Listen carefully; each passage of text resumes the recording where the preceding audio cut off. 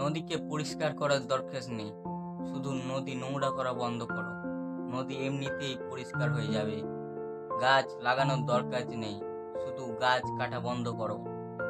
গাছ এমনিতেই বড় হয়ে আমাদেরকে অক্সিজেন দেবে। সমাজকে ঠিক করার দরকার নেই, নিজের আগে ঠিক হও, সমাজ এমনিতেই ঠিক হয়ে যাবে। বলি কাকু, চায়ের দোকানে চা খাও আর অন্য লোকের ছেলে মেয়েদের সমালোচনা করো, এটা কি তোমার পেশা?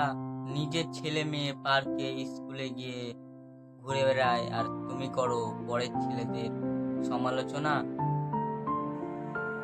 বলি কাকু, আগে নিজের পরিবারকে সাবধান করো, তারপর সমাজে গিয়ে জ্ঞান দাও। তোমার মেয়ে তোমার ছেলে রাত 12টার দিকে কোথায় যায়, আছে কি খেয়াল? আর আমাদেরকে বলছো খারাপ?